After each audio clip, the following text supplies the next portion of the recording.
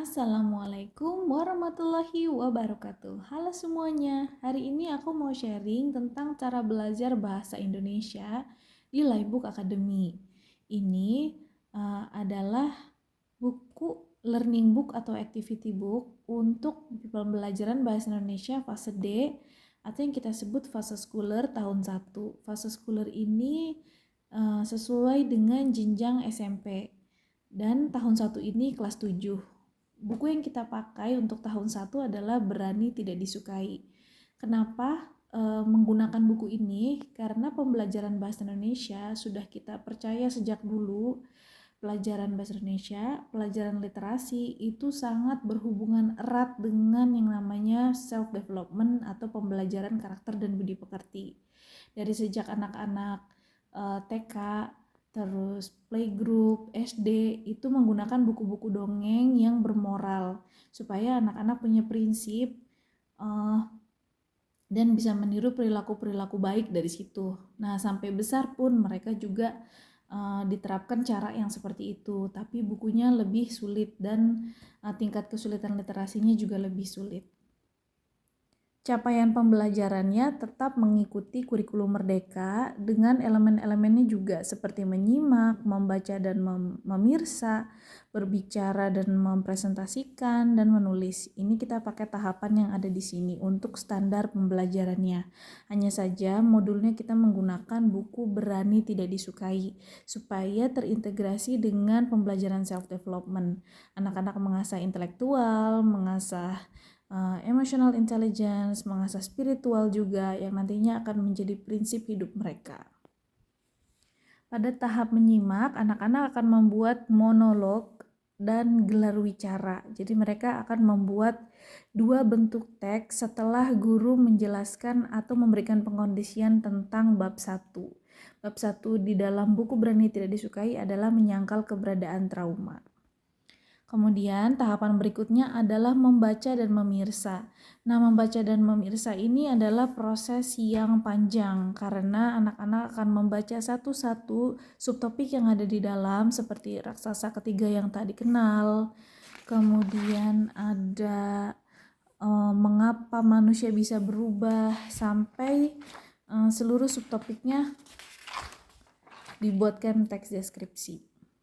Sampai seluruh topiknya itu dibuat dalam bentuk teks. Nah, ini dia, ada segini.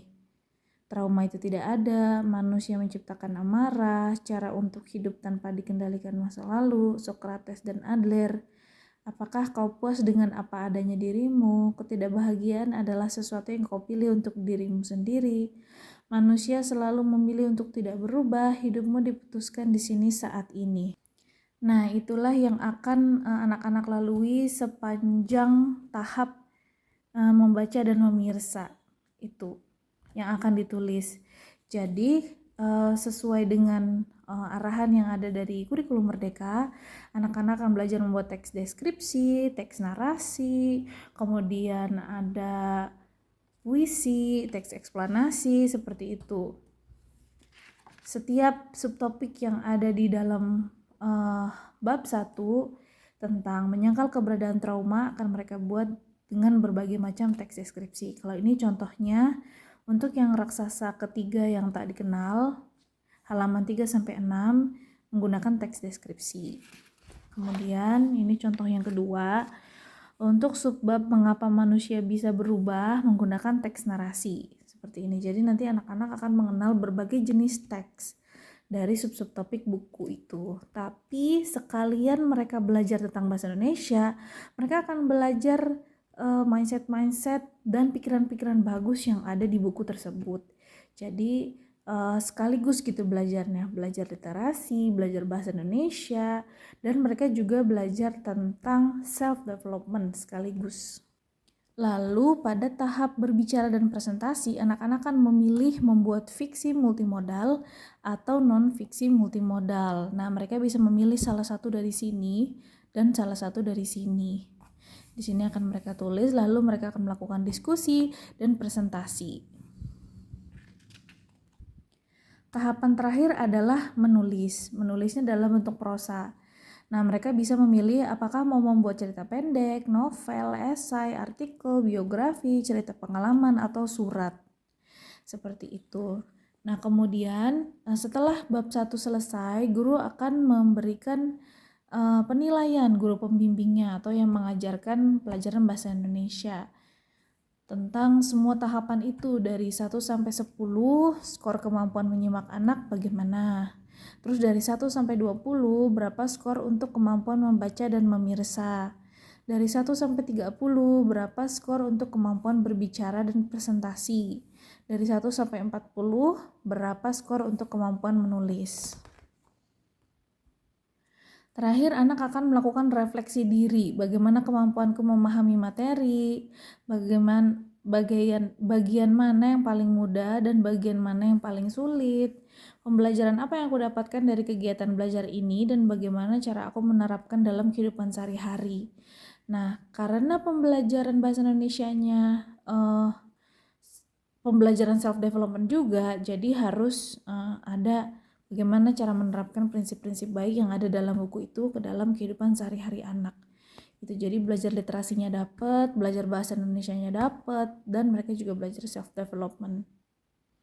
Lalu masuk ke bab kedua yang berjudul semua persoalan adalah tentang hubungan interpersonal. Sama tahapannya juga seperti tadi, menyimak, menulis dan memirsa, berbicara dan presentasi, sampai dengan menulis. Dan daftar isinya ini, seperti itu. Sampai bukunya selesai. Ini bukunya,